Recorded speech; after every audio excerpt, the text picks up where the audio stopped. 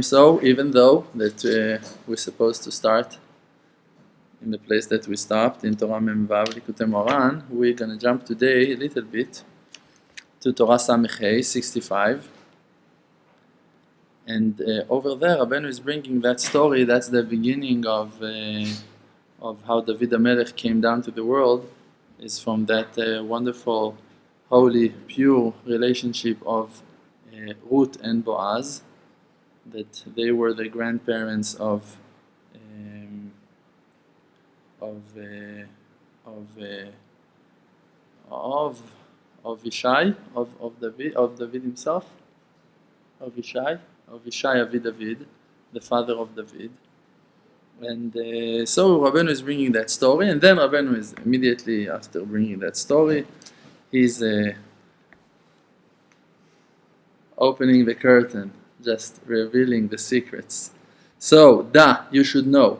And Rabbeinu said that every time that he's using that word, you should know, he brings his Torah from Olam HaAtzilut, from the highest world of them all, that calls Atzilut. Atzilut means that from that world, all of the things in the creation came down from. That's the beginning. From there, everything Ne'etzal came down to this world, received some shape. So it's infinity, it's endless. So that Torah is one of those Torah that came from that high place that is before the creation. It doesn't contain no constrictions, no limitations. So you should know. Ki yesh sadeh, that there is a field. V'sham gdelim ilanot v'asavim yafim v'na'im me'od. And in that field there are trees and wonderful grass, very beautiful, very nice. V'godel yekar yefi hasadeh, and the beauty and how precious and important and great that field is. V'gidulav, and those the all kinds of flowers and things that grows over there in that tree. You cannot tell. Ashrei ayin ra'ata azot. We're praising the eye that saw that had that merit. So Rabbeinu is talking about a field. Sounds like a regular field. What is so precious in that field? What's so spiritual about it and beautiful? So Rabbeinu is saying, Ve'ilanot ve'asavim, trees and grass, הם בחינת נשמות קדושות הגדלים שם. They're aspects of holy souls that are growing over there. Okay, so we're not talking about a regular field. We're talking about a field of souls, holy souls, that grows over there in that field. ויש כמה וכמה נשמות ערומות, and there are few and few naked souls, שהם נעים ונדים מחוץ לשדה, that they are wandering and walking around outside of the field. They cannot come in, they cannot grow. It's like seeds that are flying with the wind and they cannot rest. The wind is taking them from one place to the other. They cannot rest. They cannot come in and that's it. I found my place. Now I can grow. Oh, thank you, Hashem. They didn't came to that moment yet. וממתינים ומצפים על תיקון. And they're waiting and expecting to be fixed. שיוכלו לשוב ולכנוס אל מקומם, that they will have the ability to come back and to enter to their place. They feel, hey, I belong over there in the field. Why? למה ניגרע? Why I'm not part with them? Why I cannot learn Torah also? Why I cannot do my Hitbodedut? Why I cannot pray? Why I cannot be happy? Why I cannot... Everyone is suffering, you know? You ever suffered? I have special students. I have very special students, I think. My students are suffering the worst.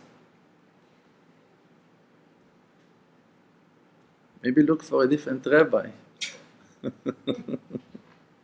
So, and they're waiting to come back to their place. ואפילו נשמה גדולה, and there might be even a huge soul, שבה תלויים כמה נשמות, that a lot of other souls depends in that soul. לפעמים כשהיא יוצאת לחוץ, sometimes it can also find itself outside of the field. Things happen. קשה לה לחזור לשם, and it's very hard to come back to her place, to their own place. והם כולם מבקשים ומצפים על בעל השדה, and they're all waiting and hoping when the farmer, the one that owns the field, When He gonna take care of them? When He gonna plant us back in His field and gonna water us, gonna take care of us, gonna watch over us? שיוכל להתעסק בצורך תיקונם. When He gonna fix us? When He gonna have time to fix us? ויש נשמה, and there are souls, שתיקונה על ידי מיתה של אחד. So souls are very special, very unique. Sometimes people needs to die, sometimes people needs to suffer, sometimes a lot of things are happening. או על ידי מצווה ועבודה של אחר, or sometimes even in a positive way. One person can do something special and it's going to save the life of another person in a different side of the world. Things are happening, spiritual things, moving. And then Rabbeinu is saying something that this is the reason why I wanted to read for you this Torah. ומי שרוצה לחגור מותניו, and that one that wants to, how you say לחגור מותניו? Tighten his belt. Yes, very good, very good. We need to thank your parents for sending you to school. Let you read some books. להכניס עצמו להיות בעל השדה. If he wants to put himself in that position, in that job, that he gonna be that man that gonna own the field. צריך להיות איש עמוד ותקיף, so that person needs to be very calculated, very wise, ותקיף, and very powerful, very strong, וגיבור חיל, and a warrior. He needs to be a hero that is ready to fight with not to be afraid, וחכם, and wise, וצדיק גדול מאוד, and a very huge righteous man. כי צריך להיות אדם גדול ומופלג במעלה מאוד, because you need to be a great, very, very high level person to be בעל השדה, to own that field, means to have the permission from heaven to take care of those souls, that you're going to have that wisdom to deal with the needs of all of those souls. You can make mistakes. If you're going to make mistakes now, it's all dinei nefashot, it's all souls. If you made a mistake and now 20 trees died, what are you going to do with that? So they're not going to give you the permission if you're able to sin, if you're able to mistake, if you're able to destroy, they're not going to give you the permission. Hashem will not going to risk those souls to put them under the hands of a person that is not righteous enough, strong enough, a hero enough to deal with the winds and with the cold and with the sorrow, with the responsibility.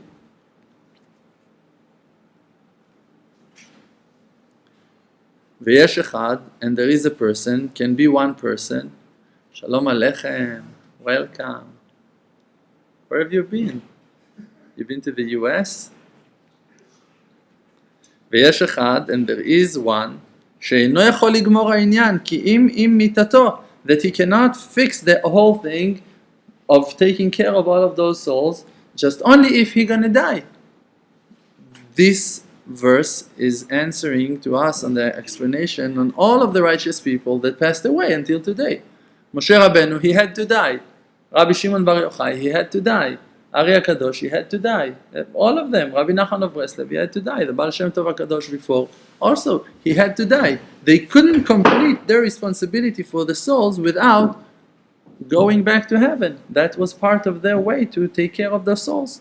But not all of the tzaddikim supposed to die. Just some of them. ואפילו לזה צריך להיות גדול מאוד. But also for that, you need to be very great. Also that your death gonna count, gonna matter. Okay, he died. Who cares? If he died and nothing happened. So. But also that to the death of a person, gonna have some weight, gonna have some importance. It's gonna mean something that's also a huge level. כי יש כמה וכמה גדולים, because there were some huge people, שאפילו עם מיתתם, that even though that they died, לא יועילו, they couldn't help. Okay, they died. He was righteous, he was amazing, and he died, and there was a wonderful funeral, they were eulogizing him. That's it. He left some nice, very important books. It's good also, but he didn't save the souls with his death. When he passed away, like we heard about Rabbi Yehuda Zev Lebovich. I heard Rabbi David Chaim Stern wow, something happened amazingly when I was in New York. So I spoke in a certain house over there, and in that class, that was the first time that I was mentioning the name of Rav David Chaim Stern, Rav Alter David Chaim Stern. I think that in all of my tour I wasn't quoting him, and just in that house I decided to say something, and I in the beginning of that class I went wild because of all of the people that were there. Very big percentage of them, part of them, were singles. So I opened my class over there with saying that in this class now, in this night, we're going to bring salvation to all of the singles and to all of the souls that are suffering. And I just I threw myself into the depths of the water like I know how to swim. And then while I gave my class, and when I'm doing those things that I'm throwing myself into the water, I'm doing it also because I'm crazy. And the second reason is because that I know that those tzaddikim like Rav Stern and like Rav Lebovich and like the Bialy Rebbe and Rav Shalom are supporting what that I'm doing and pushing me forward to succeed and to do what that I'm supposed to do. Also Rabbi Amos from Netanya. And so when I mentioned him, so it was like on the way of bringing down the salvation that we're all yearning and hoping that will come already.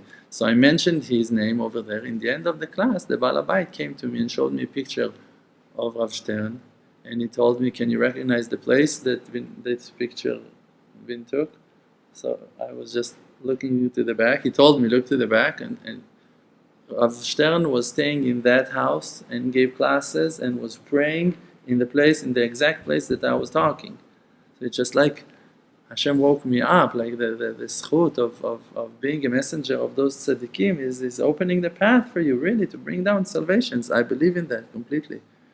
So when Rabbi Yehuda Zev Levovich passed away, I heard Rav Stern saying that he saw that there was a decree on 1 million Jews to die. We're talking 6 years ago. And he saw that there was a decree and that he won't be able to fix it, to cancel that decree while he was here. So he went up to heaven to overturn some tables over there in heaven, to make a balagan, to make a mess over there, to cancel that decree. And he went and he canceled that decree. So he saved in his death 1 million Jews. So you have righteous people that died, that passed away. It doesn't mean that every righteous man, when he's going to heaven, he's able to save 1 million Jews with him, or 1,000 Jews with him, or take care of the souls. You don't know that for sure. He could be very righteous, very great, very important, but still, to make a change, to save lives of people, this is something very, very, very high. So Rabbeinu is saying that those righteous people that have that schut, Rabbi Yehuda Zev Levovich, he didn't want to finish his life like that, dying and saving 1 million Jews. He wanted to live and to bring the Geulah. But he saw that there was a decree, and Hashem Yitbarach put him in that position of, okay, choose what you choose. So he couldn't see the sorrow of his brothers, so he rather to die. He died in one day. He wasn't sick, he was old, but he didn't have anything. He already had. Rav Shalom Arush paid his ticket already to Uman Rosh Hashanah. It was supposed to be the first Rosh Hashanah that he's going to be in Uman. He was in Uman 5 or 6 times before, I think. And we have some videos of that. Maybe we should upload it to the website.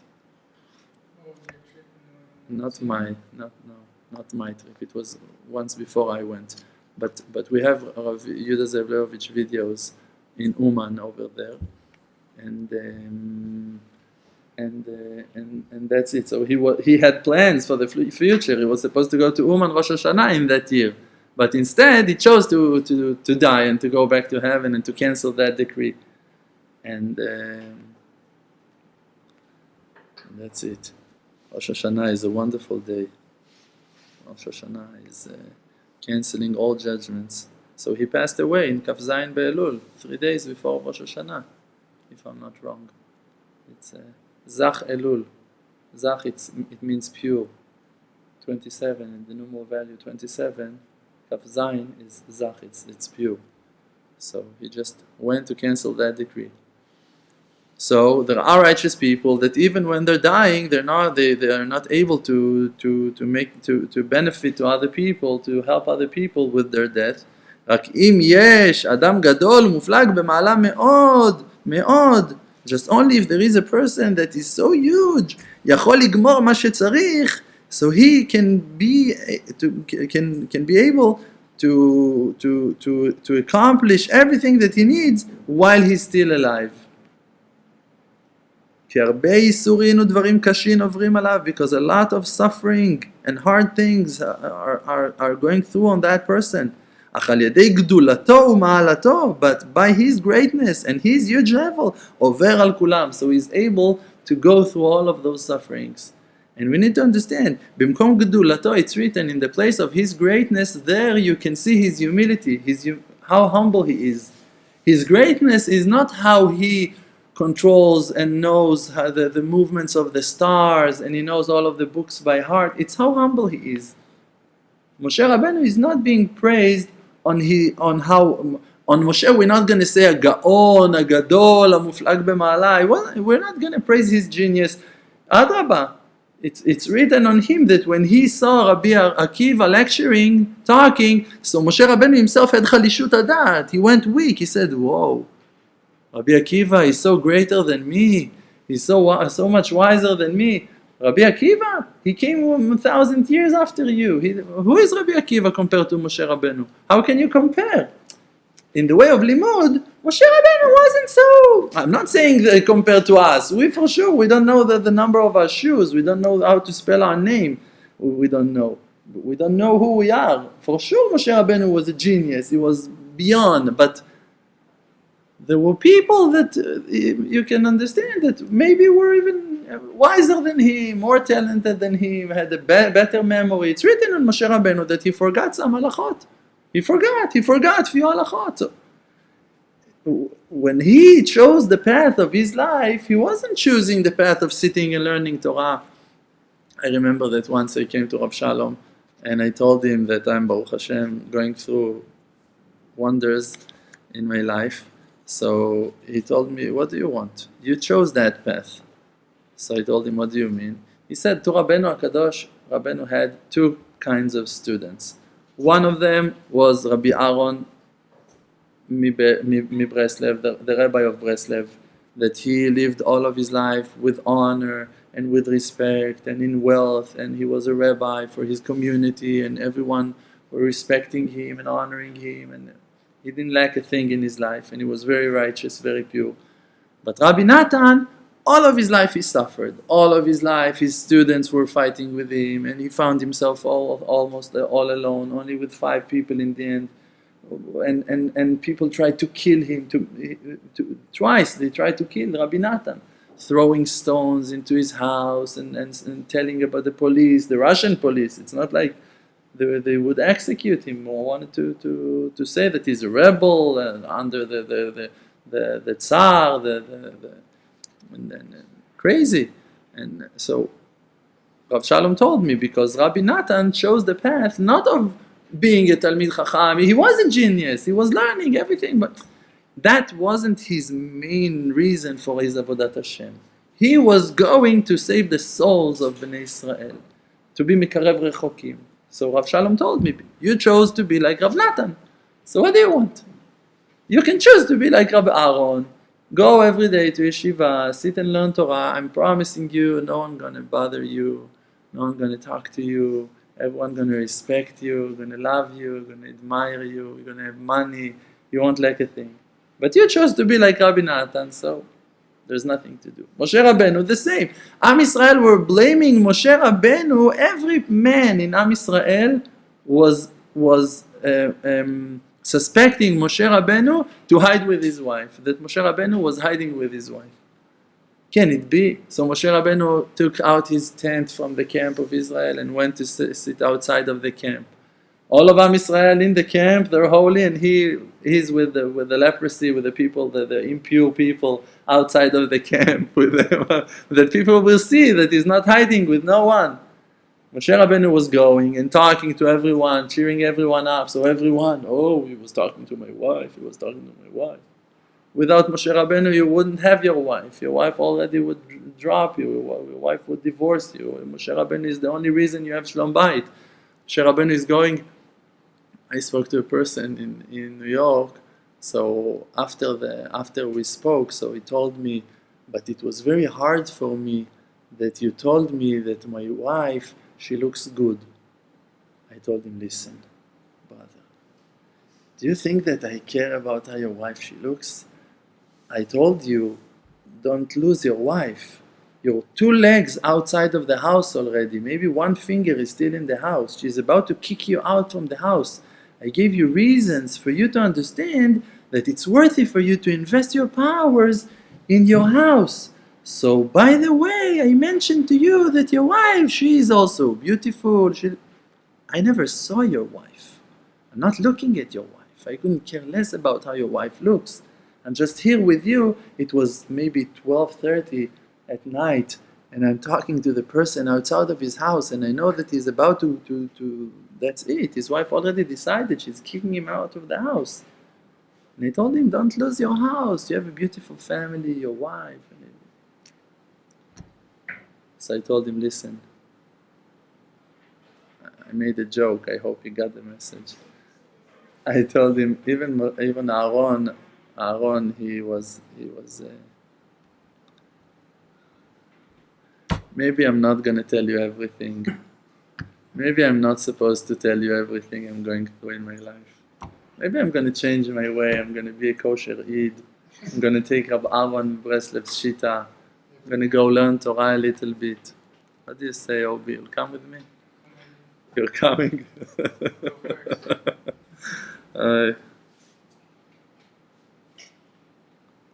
So I told him, even Aaron HaKohen, he was changing for the peace. Even Aaron HaKohen, he was saying, it's not a lie. You go, you tell a person good things, that you will find a reason to go back and to find good reasons to invest in his life, in his family, not to throw the responsibility because of his laziness. Rabbi Nachman of Breslev said once that people that are coming to him with their troubles, so they're coming and they're telling him what they're going through in their lives, and then they're going. So that person is coming, oh, you don't know, my wife, I'm suffering, she's making me crazy. And the other one is coming, my children are off the derech, they're not learning. And the other one is saying, we don't have what to eat, and I haven't bought shoes for my children for a couple of years already. The soles of the shoes are with holes, and we don't know, and the landlord is kicking us out, and everyone is coming with his troubles, with his sorrow. And then Rabbeinu said, everyone is going back home to their lusts and desires, to their confusions, to their work, and they forget about their sorrow. They can distract their thoughts from their sorrow.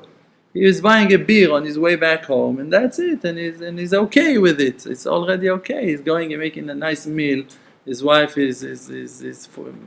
she is already programmed to make a nice hot meal when he's coming back home, so he's going to have what to eat. So he can forget about the sorrow. There is food, everything is okay. But he said, Rabbeinu said on himself, I'm sitting alone in my house, clean from all desires and all confusions. Everyone are just coming and loading their sorrow on me. And then they're going and forgetting about their troubles. And I'm staying alone with the sorrow in my house, suffering from their troubles. And a person is coming to tell you about his issues in Shlom Bayit, and you know that his wife about to kick him and take their children and move, or not to let him into the house in a minute. And he's got issues with you, he's got problems, you're this, you're that. Wake up, brother, you don't know what can happen with you. In 3 weeks you can call me and say, I'm sleeping in a Bet Knesset, I don't know what to do with my life, what are you suggesting? I told you, I told you have a beautiful wife. Poor guys, poor guys. So, the greatness of a righteous man is not how genius he is, and how pure he is, and how holy he is. He can be... I'll tell you another story. So once, I told you that already, but you need to go back to the old videos. That once I came to Rav Shalom and I told him, "Can I ask you a question?" He said, "Yes." Rav Shalom always was very nice to me, Baruch Hashem. Very patient.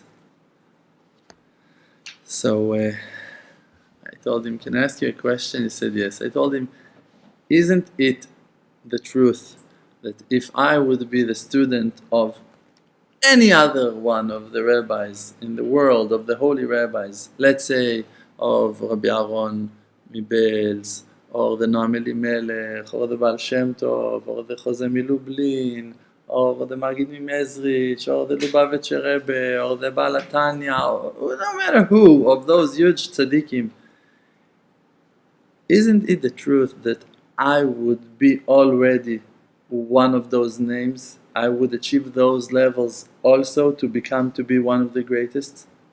Isn't it the truth?"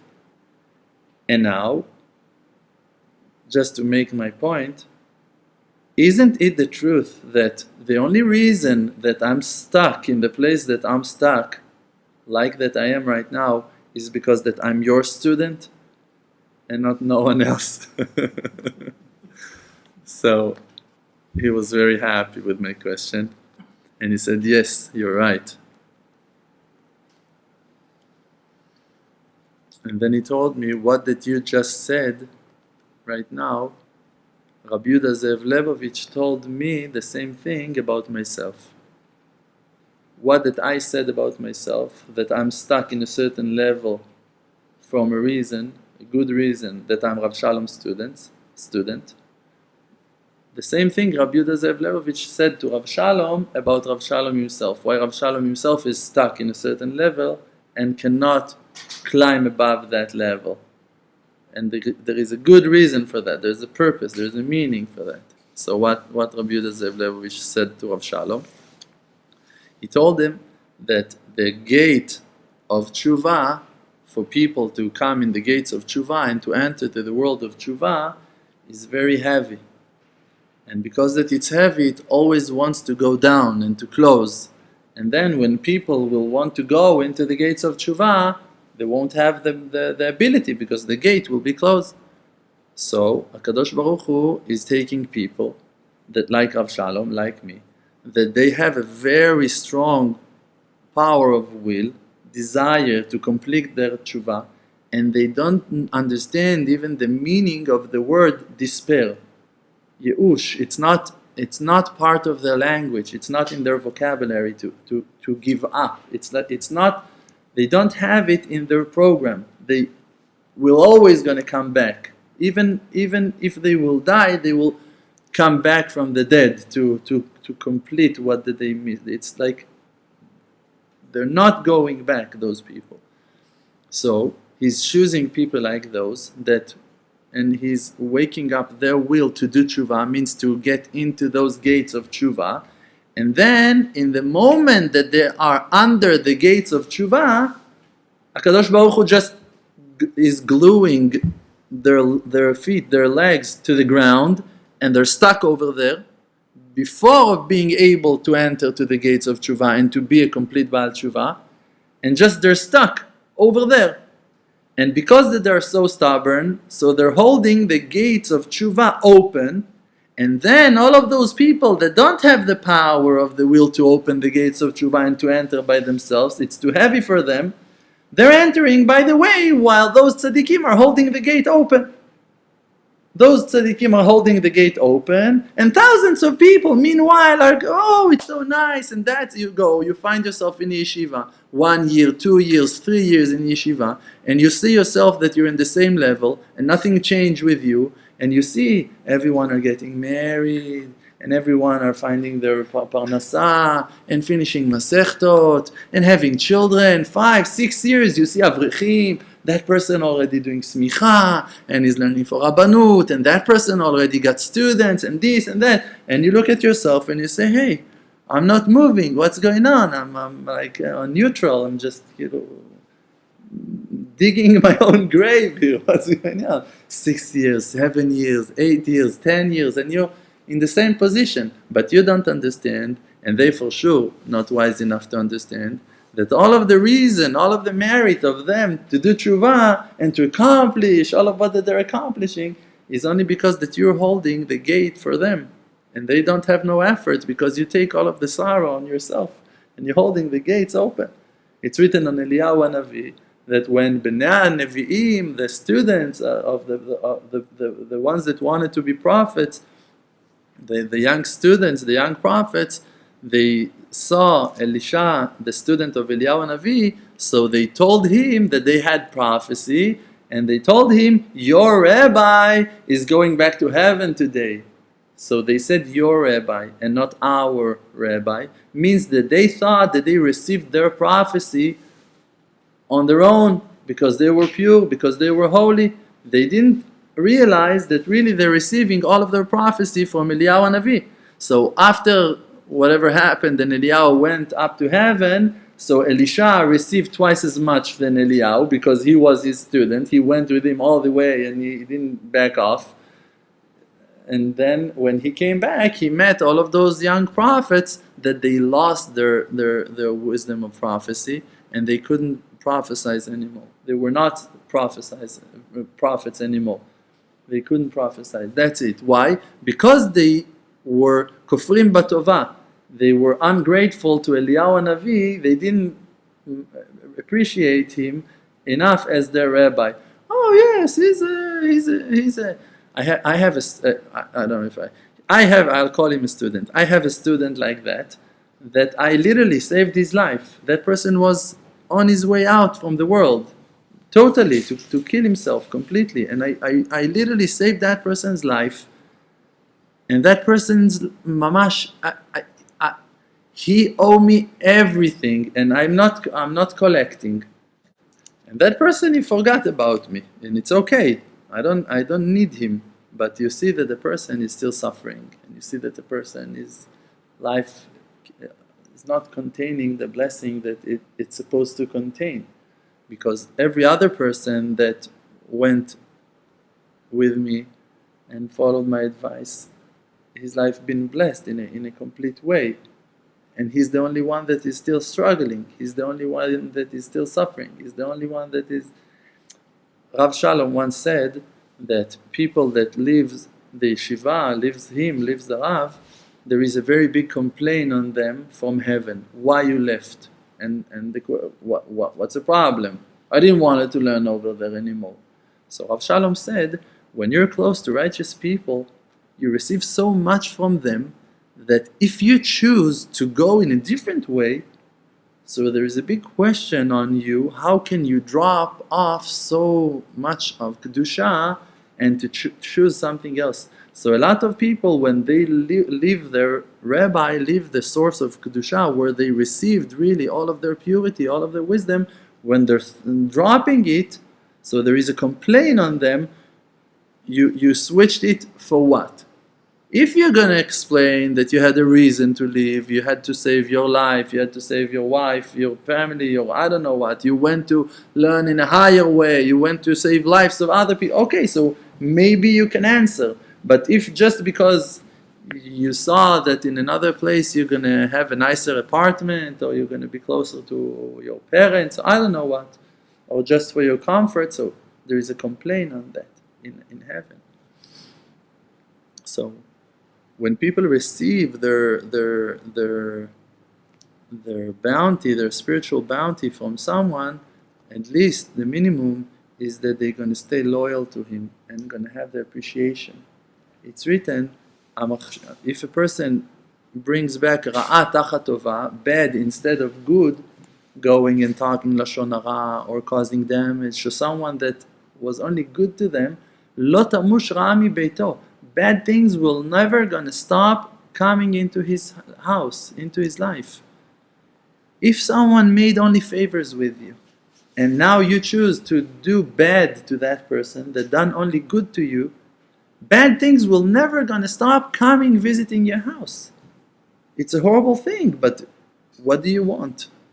What do you want from Hashem? A person saved your life, a person gave you life, a person gave you everything you have. Everything you have today, you have it because of that person, and now for you, he's just like, he's nothing. Doesn't, like a kite with no weight, can disappear and no one's gonna care about him like that.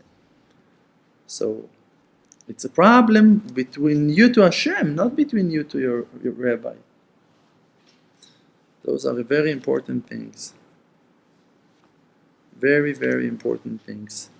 That we will have hakarat hatov, that we will be able to recognize the good. Just to recognize, just to remember, you don't need to do anything. You don't need to pay. The tzaddik, the righteous man that gave you something, he doesn't want you to pay. He doesn't need you to do something for him. Just that you will not going to appreciate him, that you will hate him, that you will have anger on him, that you're going to go and talk lashon hara on him. Something is wrong with you. You're destroying yourself.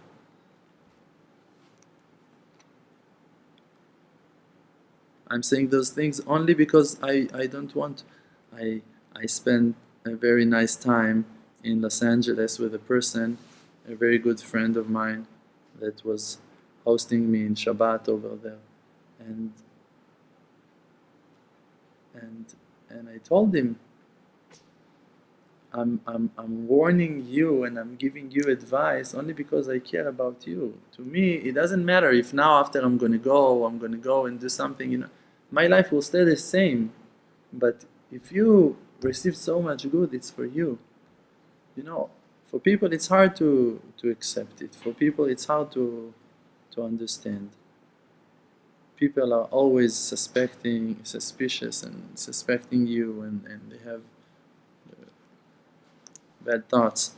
But when people are going with their heart, you need to believe in yourself. If you saw that person done only good for me, just helped me, just saved my life, that's it. Like Ruth Moavia. Ruth is saying to Naomi, wherever you go, I'm going with you. Your God is my God. Your family is my family. Your nation is my nation.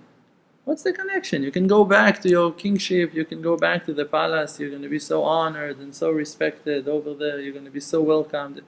She said, no, you gave me my life. You gave me my soul. You gave me my neshama. So if someone really was able to give you your neshama and you got your soul from someone, how can you now say no?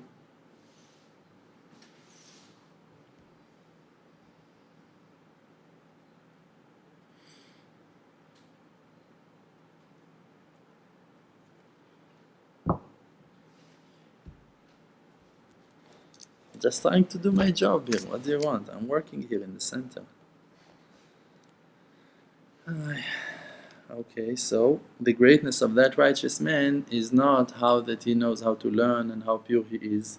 It's just how humble he is.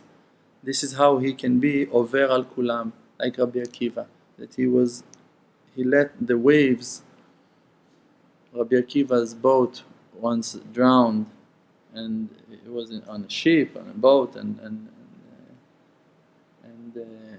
everyone, a lot of people were drowning, and he been saved. So they asked him how you made it, how you survived the waves. So he said, I was taking my head down to every wave. Every person that went to the sea, he knows that thing, that when the waves are hitting you in the face, if you're going to try to be stubborn and strong against them, they're just going to kick you away, they're going to reject you.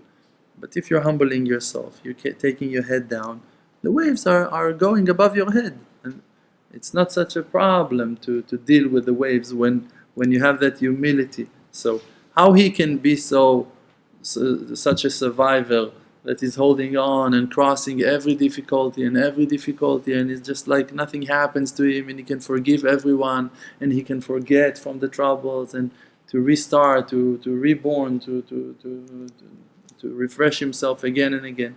Because he's humble, he said, okay, so what?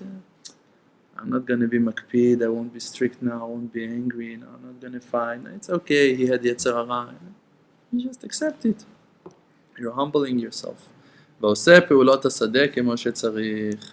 And then he's making what that he's in charge of to save the souls of the people like that he should. וכשזוכה לתקן הנשמות ולהכניסם, and when he's got the merit to bring those souls back into the field, אזי טוב ויפה מאוד להתפלל. So then it's a very good time to pray. How are we going to know when the Baal HaSadeh is making those wonders that souls are? If you see that you're doing tshuva, if you see that another person is doing tshuva, if you see that someone found his place, so you should know that this is the time to pray. That's a good time to pray. You see that people are doing tshuva, that people are getting stronger, you should know that's a time to pray. כי אזי התפילה על תיקונה. Because then the prayers are rising, going back up to heaven. וזה הבעל השדה, and that person, that farmer, הוא משגיח ומשתדל תמיד להשקות האילנות ולגדלם. Always he's making sure to water the trees and to help them grow. ובשאר תיקוני השדה, and to fix the field in all of the rest of the things that are so important and required for the flowers and grass and trees to grow. ולהרחיק האילנות זה מזה הרחקה ראוי, to make separations and to create some nice distance between the trees, that they will not going to deny each other. שלא יכחיש אחד את חברו, that they're not going to destroy each other. Like that Rav Shalom told me about myself. He told me, the Gemara is saying, two partners cannot eat from the same bowl, from the same plate. Because then the Gemara is saying the food is not tasty, it's not hot and it's not cold. And two people eating from the same plate. Why? Because I was teaching over there in the yeshiva, and I was finishing the class, and the students that are still here with me saw that I would go out from the class and 30 people are walking after me and asking me questions and want to get brachot and blessings from me and to give me money on pidyonot and charity and tzedakot and to consult and to talk, and I need now to go with my tail of 20, 30 people in the middle of the yeshiva to my car. It's not respect for the Rav, for Rav Shalom in the yeshiva. So I grew up to a certain level, to a certain size, that the yeshiva over there was not big enough to hold us both in the same place. And nothing wrong with it. It was just reality. You need to do your job. Rav Shalom also needs to do his job. So needs to bring you, go teach in another neighborhood, still in Jerusalem. I remember 6 or 7 years ago, I asked Rav Shalom if he wants me to open a center. I told him we're going to open a center, and I was thinking also about Jerusalem in Moshava Germanit, and I asked him about it. So he said, if you want, so do it in Tel Aviv. So I was very scared. I said to myself, oy vey, I messed up. If he's sending me to Tel Aviv, something is wrong here. I told him, no, I'm not doing it, no way, everything is cool, I'm staying here. And then I started teaching in the yeshiva over there, opened the English program. But after a while, when we spoke about it and we saw that the right solution is that I'm going to open my own center for the English speakers, so he said, I asked him, where should I do it? Is it okay that I'm going to open it in Jerusalem, in Rechavia? He said, yes, great, wonderful. You also were going to be close to me, and then we're going to stay here. And when it was the right time, so it was the right move, it was the right thing to do. But before, you cannot go beyond the borders, the real size.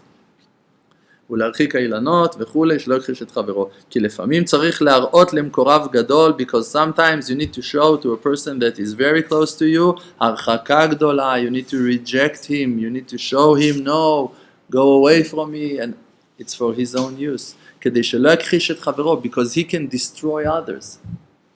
If there is one that is growing, and it's beautiful that he's growing, everything is good, but he's actually drinking from the water of other plants over there. He's getting so great and powerful, and he doesn't seem to be sensitive enough to his friends. So you need to reject him. You need to uproot him. So for him, it's a huge insulting, and he cannot understand. But it's for the benefit of the rest of the students, of the rest of the souls, that you need to reject him and to send him for vacation. Careful, Avram. That's it for now. I had something else I wanted to tell you. ברוך מזכיר נשכחות.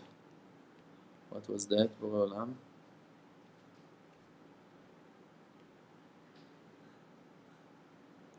Yes, that Rabbeinu said to his students that it's part of his will that he commanded us for the future to be in charge on that, להשקות אילנות. You need to make sure that you're going to water trees.